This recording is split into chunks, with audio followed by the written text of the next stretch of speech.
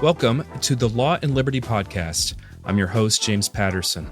Law and Liberty is an online magazine featuring serious commentary on law, policy, books, and culture, and formed by a commitment to a society of free and responsible people living under the rule of law. Law and Liberty in this podcast are published by Liberty Fund.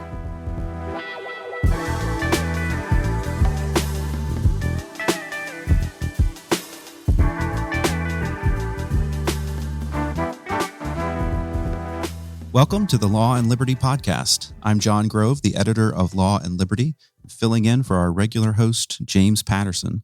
And today I am pleased to be joined by a senior writer at Law and Liberty, Professor James Hankins. Professor Hankins is professor of history at Harvard University. His most recent books include Virtue Politics, Soulcraft and Statecraft in Renaissance Italy, and Political Meritocracy in Renaissance Italy. Professor Hankins has written many phenomenal pieces for Law and Liberty and elsewhere on higher education. And today we're going to talk about some of the themes that have cut across those various essays and book reviews that he's written about his own institution at Harvard and about broader trends in higher education generally. So, Jim, thanks so much for joining us. It's a great pleasure to join you, John. So I thought we would start with just the past year and a half, which has seemed really tumultuous for higher education, especially what we say elite higher education, the Ivy League, and similar sorts of institutions. So we've had the Students for Fair Admissions decision, which forbids race-based admissions policies. We've had plagiarism scandals, including with presidents of major institutions. We've had the occupation of campuses by pro-Palestine protesters, and many of those have turned violent and have revealed some pretty intense anti-Semitism. We've had disastrous congressional testimony by a lot of the Ivy League presidents that were talking about these protests and the institutional response to the October 7th attacks. That then in turn led to a wave of resignations. And then perhaps a little bit more hopefully, we have seen a number of institutions, including Harvard, seem to take a turn toward what we call institutional neutrality, just saying we're not going to take positions on a number of political issues like we have in the past. So I thought I would just start by saying, how important do you think the past couple of years have been for higher ed? Will we be looking back at this time as essentially just a blip on the radar and everything goes back to normal, a bad normal? Or is this going to be a meaningful turning point in American higher ed? Well, as you know, I'm a historian. Historians think everything is a blip. But I actually believe, I'm coming to believe that this maybe is a turning point. And just as 2020 was a turning point for K-12 education, and in many ways, will come as a surprise. We're in the midst of a renaissance of classical education, K-12. There's a lot of reforming energies at the high school level and junior high school level. In 2020, the pandemic and the George Floyd riots meant that parents could suddenly look over the shoulders of their Zooming students and see what they were being taught. And that led to some rather strong reactions, which I think are continuing. First of all, much more parental involvement in district public schools. And secondly, a very large exit from public schools into private education, classical education, and so forth. The homeschooling, huge spike in homeschooling. So we see this in higher education. I think that October 7th and its aftermath has been a kind of moment like that for higher education. And of course, at Harvard, it wasn't just October 7th. It was the lawsuit of Students for Fair Admissions versus Harvard, which in the discovery phase disclosed a lot of really explicit anti-Asian prejudice. And that was a shock to many people. Of course, a lot of it was a long time ago. Recently, the admissions office has been more careful. But that was very disturbing to see that affirmative action for some means discrimination against others.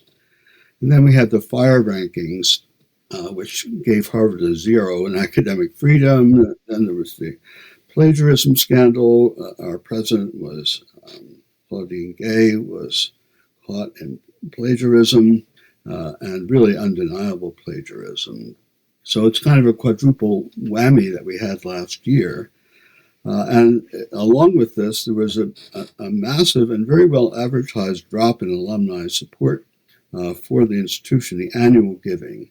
Harvard depends a lot on annual giving. And so last spring, Harvard was very quietly selling bonds to cover its shortfall. So there has been a serious institutional reaction to October 7th and its aftermath. And I have hope that we'll have a reaction similar to what happened to K-12 education, that both inside and outside universities, that there'll be attempts, there are attempts already to reform the university from the inside.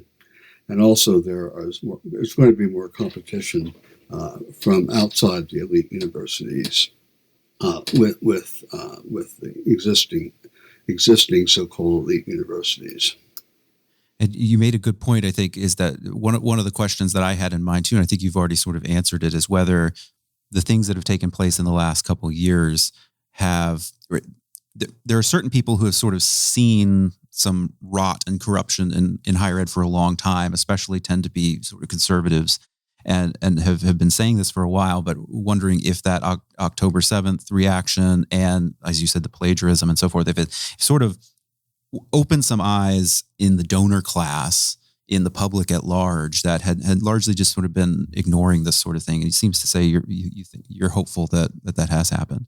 Yeah, I am.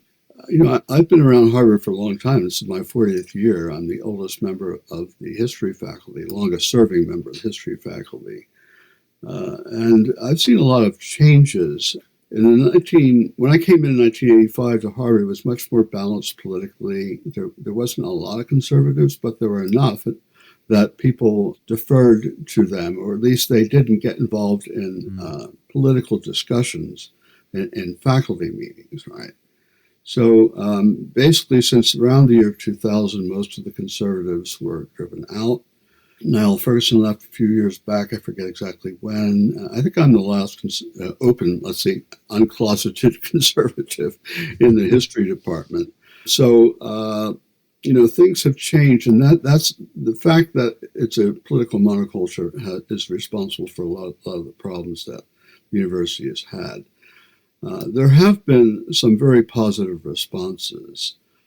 To me, the most positive response is the existence of these new civics institutions that have been started in red state universities, at public universities in those states. And I think that that's a very positive development. And I think they have the potential really to change, if they're done correctly. They have the potential to change university culture in very good ways. You're anticipating my next question, which was this: as more eyes potentially being open to some of the problems that we have in higher ed, we've started to see some new solutions. Among them are these civics institutes that we have at Arizona State, at the University of Florida. Would you have an affiliation with the Hamilton Center at University of Florida? New ones coming in Ohio State and Toledo and some other institutions like that. So we have those. We've also seen the creation of new institutions. We've seen the University of Austin get underway recently. And then you also see some attempts in state legislatures to sort of take a more direct approach, whether it comes to altering or abolishing tenure. You've had more direct curriculum oversight, personnel decisions. You have the New College of Florida, which is maybe one of the most controversial examples of these reform methods, where you have a really top to bottom transformation of the school. So you seem to indicate already, your answer to this question was that you think the civics institutes are the most promising. Why do you think that's the most sort of promising approach that you've seen so far? And what do you think about some of the other approaches too? Okay, well, first of all, it's not just the public universities that are starting civic centers. I'm not sure I want to reveal this because I want to take the opposition by surprise, but we're going to try to start one at Harvard. That's year. great. That's news to me. There's very good prospects with the new president, new provost, and a number of change conditions that it's not the usual state of affairs that we can say that the Law and Liberty podcast is going to have breaking news on it, but maybe we'll have to advertise it that way. I'm not sure I want that news to break. Maybe you don't want to see it. That's fine. We won't. But if people listen, the careful listener will get it. Yeah, but I think they'll find out very soon. It will be announced very soon that we. Sorry, go ahead. We will be doing something along those lines, and there's an existing program at Harvard, the program in constitutional government, which has been run by Harvey Mansfield for many years. And we're going to build on that and try to create an undergraduate major in civic studies. That's exciting. But I think that these are very positive just because there is a very legitimate public purpose in having a civic center, which is you want an educated citizenry, and a state has the right to demand of its state universities, which it funds, knowledge of American history, knowledge of American government, all those things are perfect, and knowledge of Western history is all very legitimate for a state to demand. I'm less enthusiastic, and I think the reason I think that these institutions can be successful is partly if they're well funded and they're set up the right way, which is to be independent of the departments. They can improve the prestige of the university. They can improve enrollments. Enrollments are the point of the realm in many universities. If your department gets enrollments, then they will be successful. So there are many subjects that have been driven out of the departments. I read about this in one of my Law and Liberty pieces that we're very popular and are very popular. American history surveys, things like that, which many departments are not offering. Many departments have stopped offering courses on the Enlightenment, the Reformation, English Revolution, English Civil War. All of these, military history, political history, all these things have been neglected in the politicized university, but these are tremendously popular subjects with students. And so I think there's a lot of potential for civics institutes to attract enrollments and bring in very prestigious scholars. That's the other thing that's happened that I think was not predicted about the civics institution is there happened to be a lot of people in the graduating with PhDs who haven't been able to get jobs because of their politics or their low intersectional score, or they're just doing topics that the university doesn't want to teach anymore. So they're there. We've hired at the Hamilton Center at Florida, we've hired, I think, 21 people. And they're all excellent people, PhDs from top programs, but they haven't been able to get a job or they haven't been comfortable in programs in universities that are extremely, skewed to the progressive left. So we've really put together a very excellent. I speak as a member of the board. I'm not there yet. I'm going actually in the spring to the University of Florida, so I'll be able to see what's going on. But I think this is happening also at UNC Chapel Hill, we didn't mention that before, but that's got a major, I think it's called School of Public Administration. Right, I left them off. And they have an excellent person, Jed Atkins, who's been put in charge of it. And they're recruiting like mad. They're getting excellent people. I think they stole a person away from the Harvard Gov Department. The Harvard Gov Department was trying to promote somebody from within. They preferred to go to UNC Chapel Hill. Wow. So there's some serious competition going on out there. What I'm less enthusiastic about is the attempts of state legislatures to involve themselves in micromanaging, curricula and hiring and firing and making it easier to fire professors. I understand the impulse to do that when you see somebody at a state university being paid by the state who's spreading, garbage and teaching anti-Americanism and anti-Westernism, white supremacy, all these crazy things. And the state legislature gets worked up and says we have to have a way to fire these people. Okay, I get that. But what I'm worried about, and I've seen this from within, is that you don't want universities being turned into battlefields. And once you start creating martyrs and attacking the right of departments to set their own curricula, you're going to have a huge political bust up. And I think there are ways to do the same thing without having those problems. So what I think that universities ought to be, or what state legislatures ought to be doing, is to change the administration. You've got to get presidents in there university presidents with their own staff, with carrots and sticks, who have the ability to move people around. And sometimes they can't fire people, but they can neutralize them by putting them in positions of no power and cutting their budgets. I mean, if you have that kind of power, you can really change the administrative environment, and that is important. That's antecedent, to my mind, to changing faculty.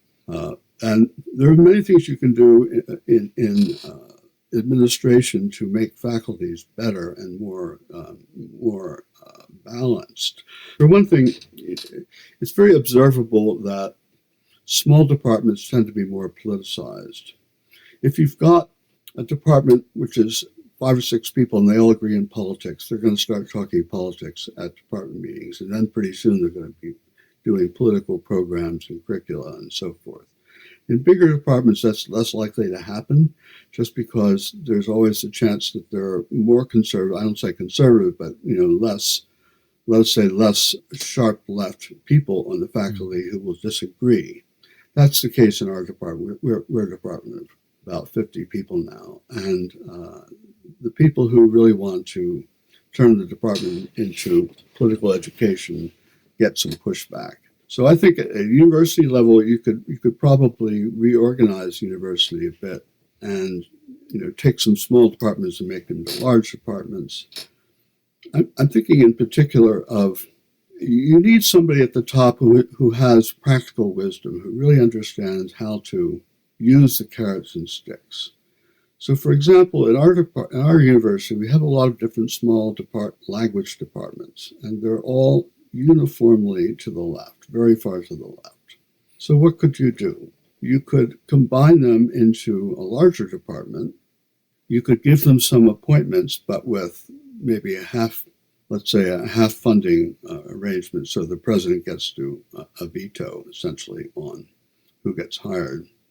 And then you give them some big university curricular responsibility. So I think it's a disgrace that American universities do not require languages, mastery of languages. They used to do that, but now there are all sorts of ways of getting around these requirements. But if you told the language departments, okay, now you're one big department, we're going to give you some extra appointments, we're going to beef up our language requirement and require students to really master a language, at least one language, which they don't do now.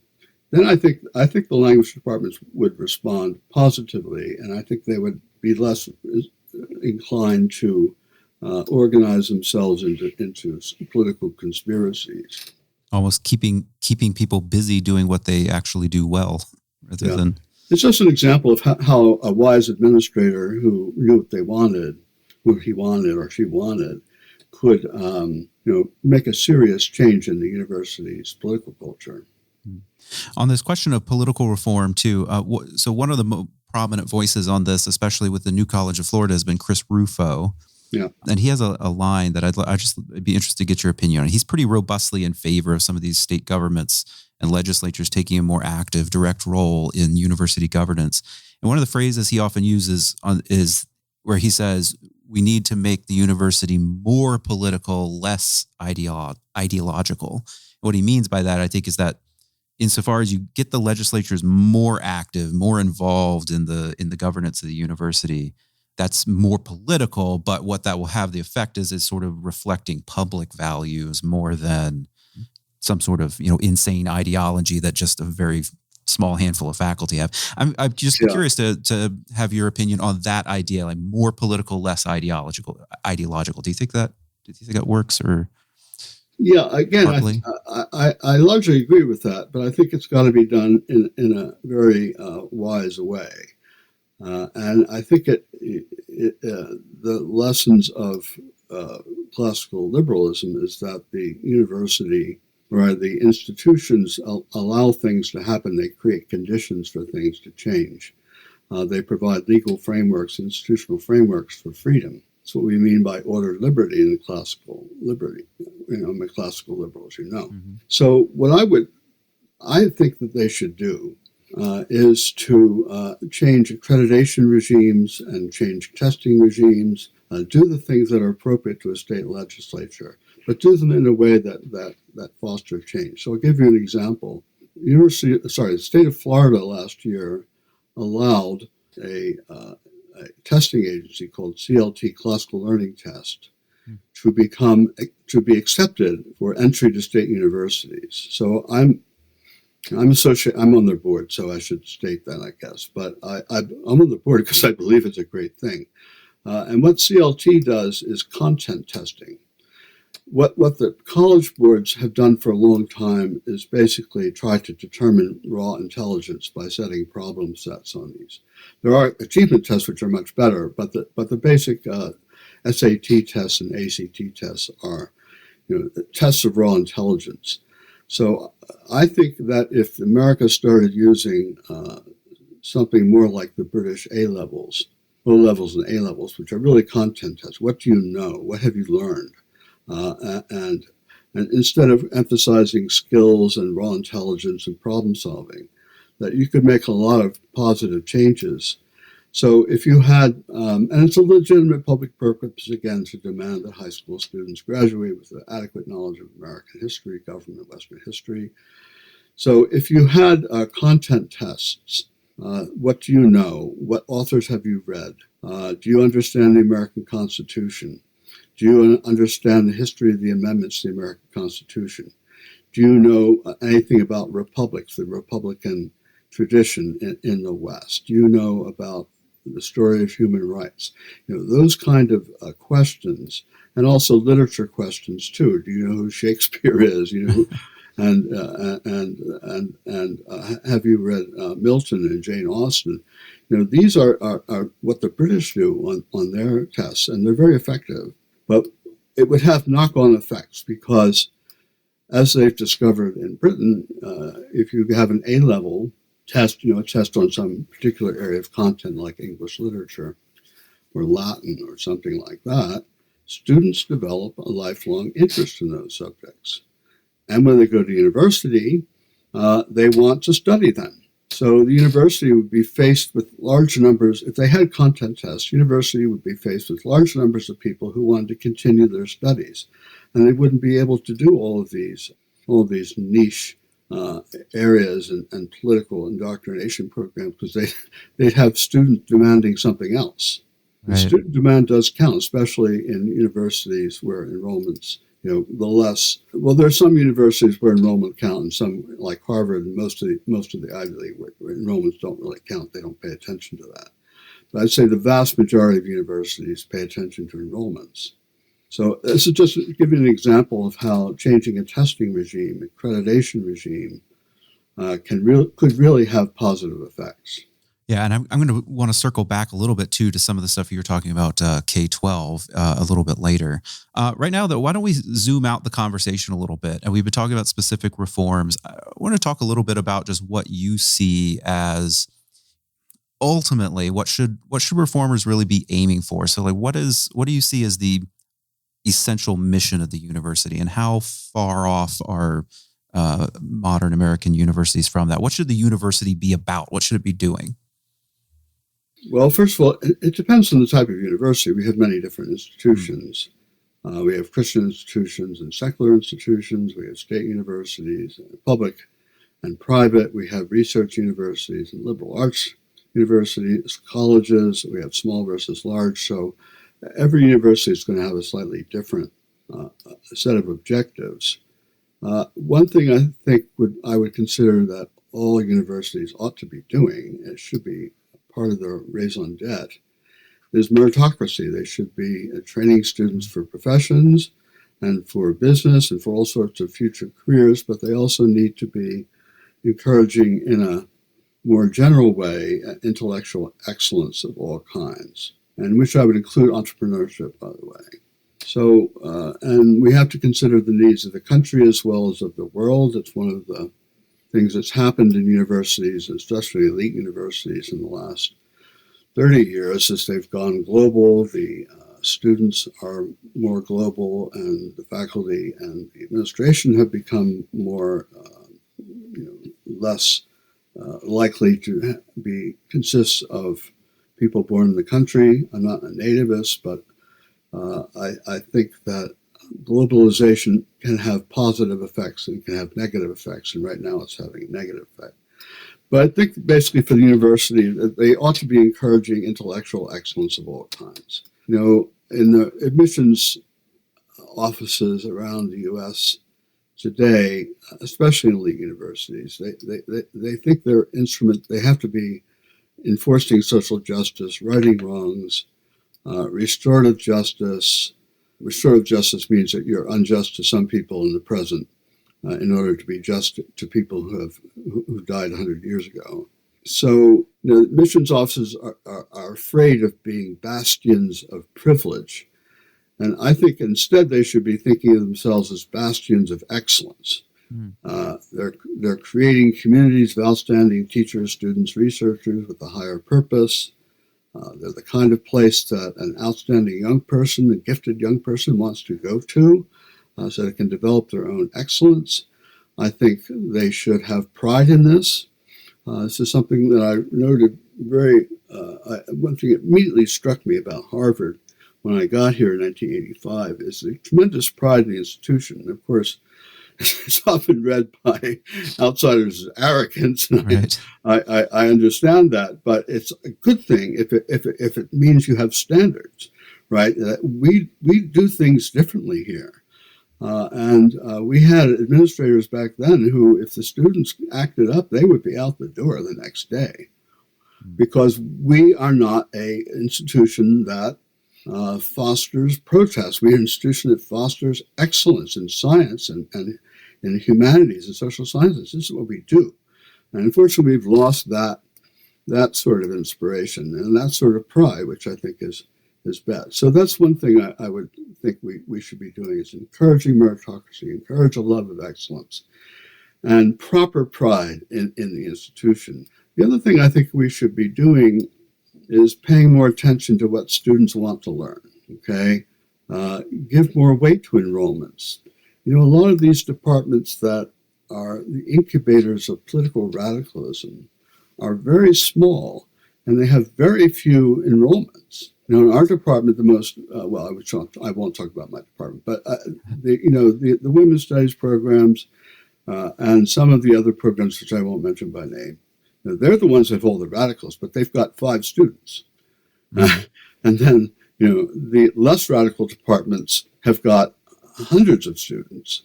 So I think if you paid more attention to what students want to learn and give those areas more resources, you do a lot to right the ship. That's a remarkably hopeful observation. Yeah. One other thing I say about this is they should be giving resources to departments that can show they've improved the knowledge and skills of their students, right? Because you're probably aware of all these surveys that have shown that people go to college for 4 years and haven't learned anything. Right. That's a total disgrace, right? Right. Especially for an elite university. It has, there's not everybody at Harvard's a genius, but we do have geniuses. We've got, I would say at least 10 really world-class geniuses on the faculty, which is a lot. And students aren't learning from them. And the departments have given up sequencing. They're just a buffet of courses. The idea that you can actually improve in the study of history or literature or the social sciences is pretty much out the window now. Only in the sciences have they really kept the idea of sequencing, that you're going to have greater mastery when you graduate than when you came in the door. So I think that's something that universities, administrators, and state governments even could learn to pay attention to. Mm. Yeah. So you've mentioned a few times the departments that sort of become these just bastions of political ideology and captured by these political aims. When do you think the university? This is it always involves simplification, but people like talking about this, including me. It's like when did things start to really go wrong with that? Because you opened one of your pieces for us, a training in the contemplative life. It was a book review with a quote by Edward Said. And it was this quote, and where you even noted where you said, "Guess who said this?" And you'll never guess, right? And it was this quote about, I'm not going to read the whole quote, but it was basically about, right, the classroom is not the place for, advancing your political agenda. And coming from that source, it's a sort of shocking thing today, because he's seen as this incredibly hard left radical. And you would just expect that, well, that's the type of person who absolutely sees education fully in this way. So at what point was it, was it the 60s? There are some people who go back further and say once universities started to be sort of interested in the outside and taking government grants for this and that political project, that sort of made them lose faith in their mission. A lot of people would point to the 60s. Where do you see the university really, really got off track with where somebody maybe left, maybe right, but they still had a general sense of what they were supposed to be doing in the classroom? Where did we lose that? Is that really recent, or is that a longer term problem? Yeah, I've had this discussion with a number of people, and I think that the tipping point was around the year 2000, rather late. I mean, there've always been activists in the university and people, so forth, but the weight of the university was behind research and teaching, and it was assumed that's the primary purpose of the institution. When I came into the profession 40 years ago, it was unquestioned assumption that American universities were the jewel in the crown of American democracy. Other countries envied our 3,000 universities, and very high level of public support from both parties. The goal of K-12 education is to get people into higher ed, more people into higher universities. You got kudos if you're a guidance counselor at a high school and got people into elite universities. And there was great support for student loan programs. All of that stuff has been weakened, I think, in the last 25 years in particular, that the level of public support for universities has really gone down, especially in the last 10 years. So why? So one thing I think that's happened is that especially the elite universities just got a little bit too fat and happy. They had too much money.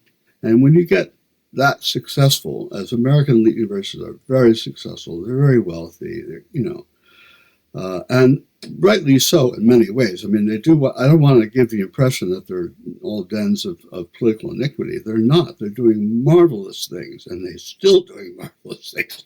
And they can continue to do marvelous things if they just, get their heads a little bit straight. But what happens is when they're fat and happy, they think they can do anything. They can do nothing wrong. Nothing will go badly for them. And they developed all these parasites who want to use the institution's prestige to further their own ends. So you get a lot of feather bedding, you get the multiplication of institutes and centers. Harvard is lousy with all of these centers.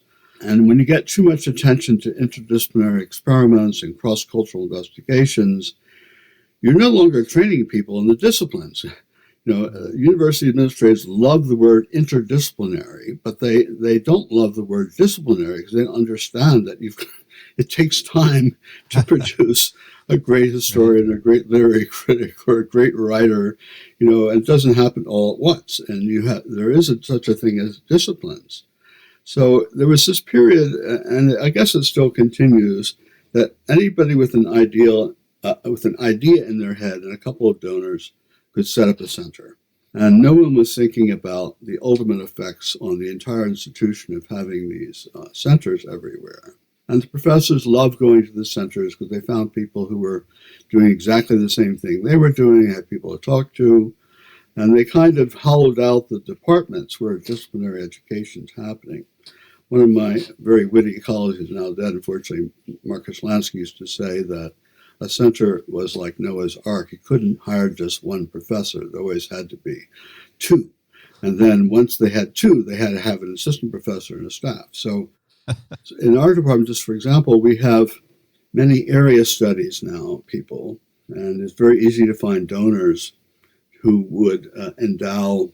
We have a Center for Ukraine Studies, which was very sleepy for a long time until a couple of years ago. Yeah. But some wealthy Ukrainian gave money to found Ukrainian Studies. So we have all these wealthy foreigners who want to establish the study of their country at Harvard. But no one ever thought that we needed an endowment for French history, right? Because no one imagined that we would ever stop teaching French history in preference for from Afghani history. So all these areas, they have micro enrollments. You got 5 or 6 people, but one professor are voting against professors in American and European history who have hundreds of people in their classes, but there's only one, but a smaller number of professors. So basically, in the old days, the American and European historians, people who taught American history and Western history were the majority, and easily the majority. And now we're getting outvoted by people in area studies with very small enrollments.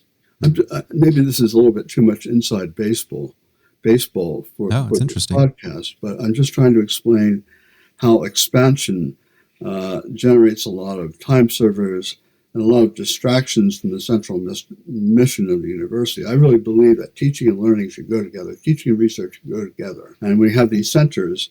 You have professors off doing their specialized research and not really focused on their departmental teaching and the life of the department. Right. I'll ask one more question on this question of politicized education and combating that, and then we'll shift. You had a line in a piece you wrote for us called "A Centrist Strategy for Higher Education Reform." This was an interesting exchange between you and Mike Gonzalez, who had a lot of overlap on your view of higher ed reform, but had some important differences. And one of the things you warned about there is you said it's important that reformers in whatever approach they're taking, you said, don't turn the curriculum into a catechism of American values. So this is the sort of concern about the pendulum swinging too far in the other way when you're trying to combat one thing. Say a little bit about that, and is that something that, how do you balance that? Because I sense that you are okay with a certain idea of a civic obligation for the university, but you got to make sure you don't go too far. How do you find that balance between feeling like you do have a civic obligation that you're fulfilling, but at the same time, not just kind of, as you say, kind of turn it into this, catechism of American values? Well, universities are meant to be sites for free investigation and free study and freedom of thought. And we need to keep that. They won't cease to be universities if they aren't. We can't have a required list of things that students must believe. I mean, I don't think that Gonzalez thought that either. Right. And, yeah. Maybe some people in the state legislature somewhere want that. But, the whole point of being a ordered liberty is to give people the liberty to think and write as well as. And I have enough confidence in the values of America to believe that if they're presented fairly and comparatively with other potential values, that they will win out. This is like Aquinas on the on the pagans, right? The Christians, right? Can read Aristotle because Christians will ultimately be in agreement with what's right in Aristotle and will be able to correct Aristotle in things where they don't agree. And I'm writing a history of Western tradition right now with Alan Gelzo. It's a huge book. And I'm not trying to conceal the faults of the West. And concealing the faults, knowing the faults of the West are required if you're going to ever reform things, make things better. You can't conceal from yourself what your faults are. So if you believe in the principles of the revolution and the principles of the Constitution, you have to be willing to look at criticism of them. You need to understand that that not everything has always gone well in America, and that, despite our very noble founding principles, that we haven't done those things well in many cases. So we want to mend our every flaw, and you can't do that if you're catechizing people on whether their values are correct or not.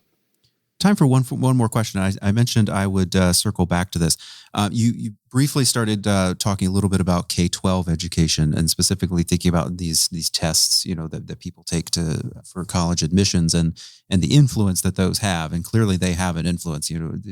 As schools focus on how can we prepare our students to take these tests. Do you think, is there a hard cap on what university reform, higher education reform can accomplish, unless and until there's some significant change in the way K-12 is done? Because one of the questions, and there's even a little bit of a distinction here between elite higher ed and maybe more kind of mid-level and lower tier higher education, is that not only do you have some students who haven't read essential texts, they're not familiar with sort of things that we would consider to be basics of sort of Western civilization, but especially, as I say, down into more like middle tier and lower tier of higher education, you also have a lot of students who lack sort of basic skills to succeed in a college course, the ability to read a difficult text and so forth like that.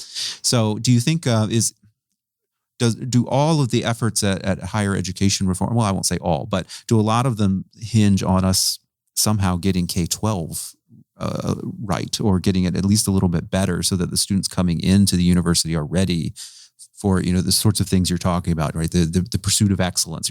Most students, freshmen coming into any university, say, "Are you ready to pursue excellence?" They would look at you like you're cross-eyed. What are you even talking about? I want a job. Whatever it may be. What are the sorts of things at the K-12 level do you think need to change in order to get the universities a little bit back on track for what they're supposed to be doing?